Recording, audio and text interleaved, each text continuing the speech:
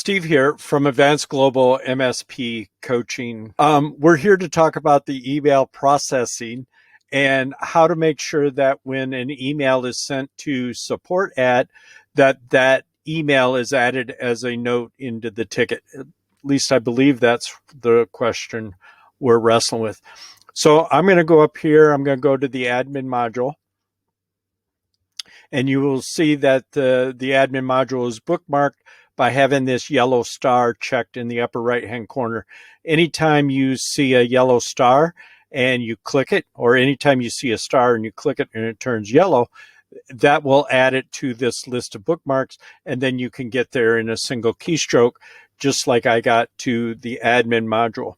So this is the new admin system administrator module layout.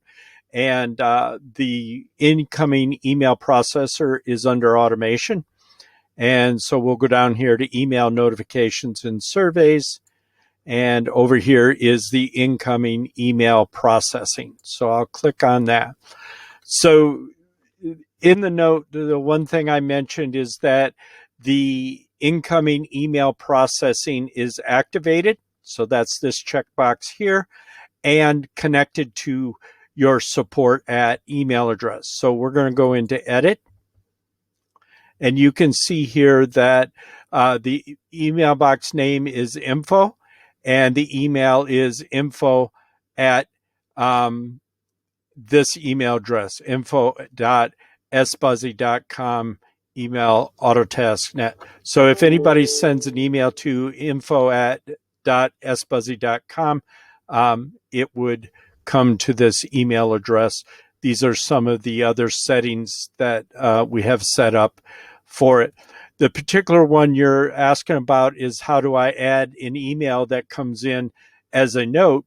So if anybody sends an email to this address with where the subject must contain a valid ticket number, so we can determine which ticket to attach the note to, as long as those two things are in play, that you have the email address connected to the incoming email processor, which is here, and then over here you have the ticket note in the subject line, it will add that note to the ticket. The rest of what it will do depends on these other settings. So it's enabled. That's a good thing. Makes it work a little easier. The summary note, this is funny because it's task summary, task detail, task notes, task summary. I have yet to see there be any difference. I'm sure in the Autotask software, there's something different and it treats them differently. But I've used all three. They all seem to work fine. We recommend that any note added be for internal users only. The reason for that is because there are some extraneous, embarrassing emails that get flying around, and the last thing you want to do is have it attached to a ticket and then available in the portal. Leave the status off. I know there is certain documentation, antiquated documentation, because even Datto's documentation doesn't say to do this anymore. Leave the status blank. Put in two workflow rules: customer note added to a ticket and customer note added to a completed ticket, and then manage those two workflows differently so that you don't get an inadvertent reopen rate by the customer saying, thank you, attaboy. We recommend enable additional contact handling, which means if anybody is CC'd, they are added to the ticket, even if it's a note added down the road. Leave the notification template blank. Use the workflow rules to send the notification. It's a much better, much controlled job. As you can see, if there's a failure, my associate Carol and I are notified of fail emails. Don't email the customer. Just email a couple of key employees inside. I don't know how I got on the list. I guess I was in the wrong place at the wrong time.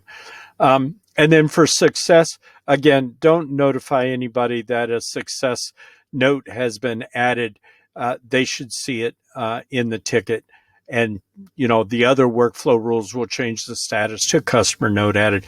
I hope this answers your question. If instead of explaining how the incoming email processing works and how it's very easy to add an email message to a ticket, if this doesn't explain it to you, shoot me an email. I'm happy to answer the question. Thanks. Bye.